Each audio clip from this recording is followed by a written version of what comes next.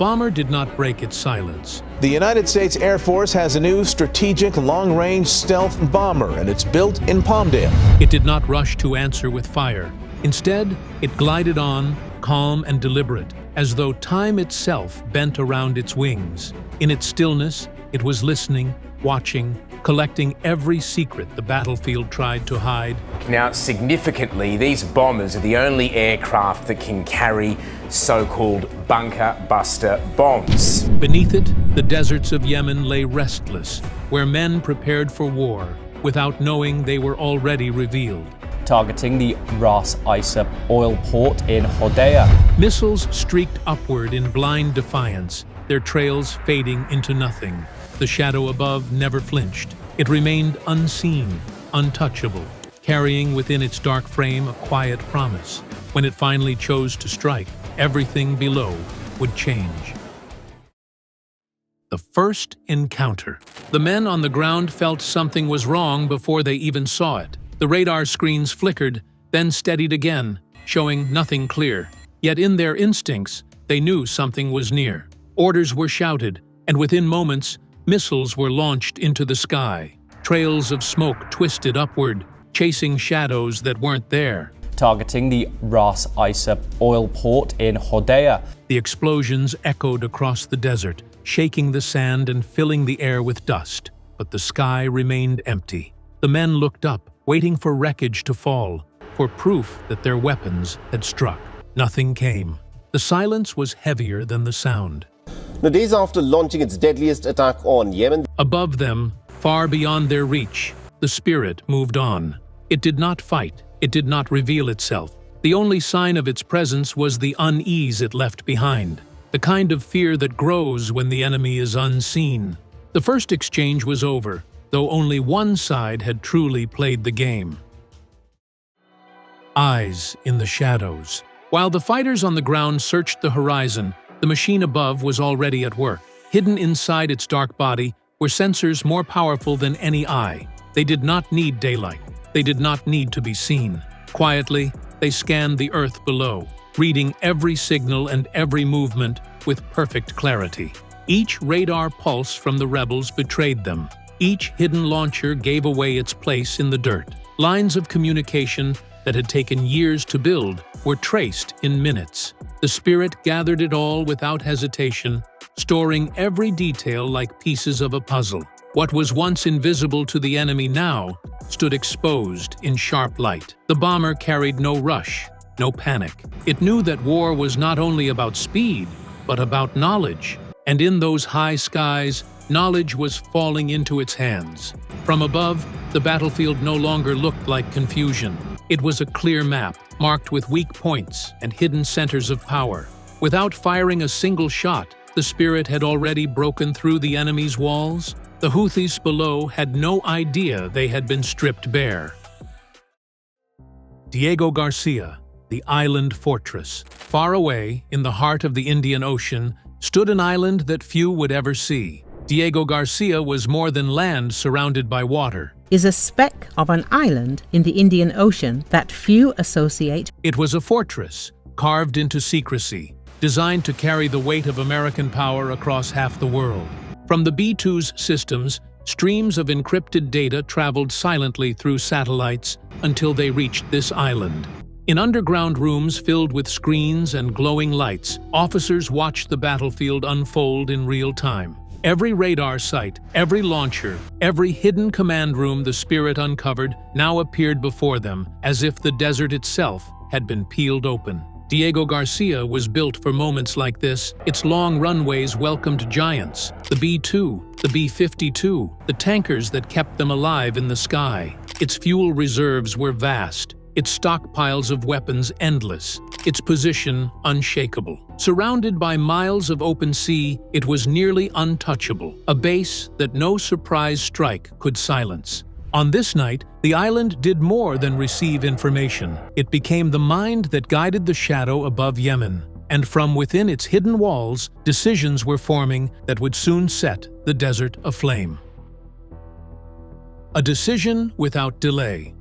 Usually, missions like this follow a slow path. Pilots returned to base. Intelligence officers studied every detail. Commanders weighed choices before approving. It was the kind of process designed to prevent mistakes, to keep war from spiraling beyond control. But on that night, the routine could not hold. What the Spirit had uncovered was not small. It was not just a single launcher hidden in the sand. It was a network, a command post that tied together weapons, supplies, and fighters spread across the region. If left untouched, it could vanish within hours, buried again among villages and hills. Waiting meant losing the chance. Every minute gave the rebels time to hide, to shift their resources, to shield themselves behind civilians. That window would close quickly, and once closed, it might never open again. Inside Diego Garcia, the choice became clear. The order came down sharp and final. Strike now. Do not delay. A heat signature appeared on a Houthi radar console. Fast, high, and silent. Operators assumed it was a drone, a routine intercept. They armed a pair of Syad missiles, locked on, and launched. The pilots in the Spirit received the command with calm precision. No words of triumph, no hesitation, just a shift from watchful silence to prepared action. The shadow in the sky was no longer only observing, it was ready to kill. The Spirit unleashed.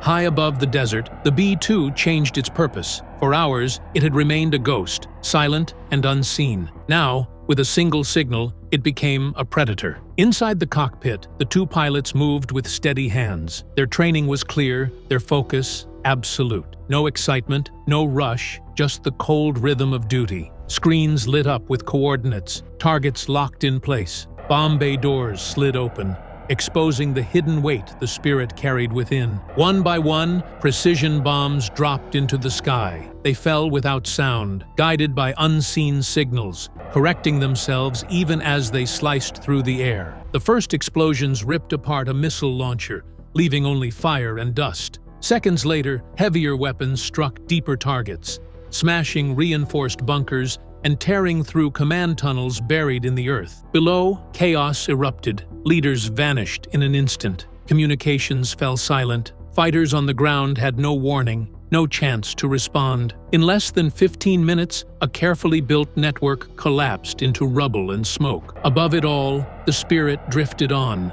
wings steady, untouched by the flames it had left behind. The desert knew only silence again, but it was a silence after ruin.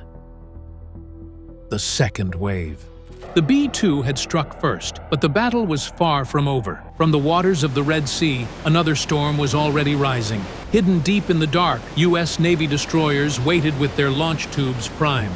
At the command, their decks came alive.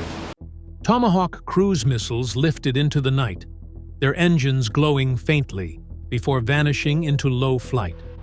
They skimmed across the sea, then slipped inland, weaving through valleys and ridges. Each carried its memory of the target, guided by satellites and terrain maps so detailed that missing was nearly impossible. Minutes later, the strikes arrived at Ras Isa port. Flames tore upward as fuel reservoirs erupted, sending fire into the sky. Warehouses folded in on themselves as steel bent and crumbled. Ammunition stores went up in violent blasts, one after another, until the coastline itself seemed to burn. The Houthis had long relied on this hub for fuel, weapons, and funding. Now it was nothing but wreckage. In less than 10 minutes, the very lifeline of their war had been severed. And while the port still smoked, the sound of approaching aircraft promised that the storm was not yet done. Collapse of a war machine. The strikes tore through the night with a speed that left no time to react. One moment, the rebels held command posts, fuel lines, and convoys ready to move. Next, everything fell apart. Radios that once buzzed with orders went silent. Leaders who had coordinated the fight were gone, buried under collapsed bunkers. Units in the field called for direction, but received only static. Panic began to spread as fighters realized there was no command left to guide them. Armored vehicles sat stranded on dusty roads, empty of fuel. Supply trucks burned in the distance. Some men tried to hold their ground, but most slipped away into the desert, unsure whether to hide or flee. What had looked like an organized resistance dissolved into frightened bands of men, leaderless and scattered. Above them, the shadow that caused it all remained untouchable. The B-2 Spirit, a creation from decades of secret work, circled with patience. Its design was as strange as it was terrifying. A dark wing that radar could barely see, carrying technology that had no rival. It did not just destroy weapons, it destroyed certainty. By the time the fighters realized they were exposed, their war machine had already collapsed. The Hornets descend. As the port still burned, another sound filled the sky. From the deck of a carrier at sea, FA-18 Super Hornets streaked toward the coast. Their engines roared as they descended, carrying precision bombs designed to finish what had already begun. One after another, weapons struck fuel tanks, depots, and hardened shelters. Fire rolled through the port, spreading destruction across what had once been the Houthis' most important hub.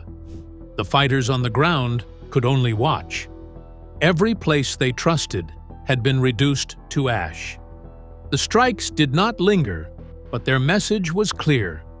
There was no shelter left, no defense strong enough to withstand the force descending from above. For years, American operations in the region had been defined by restraint.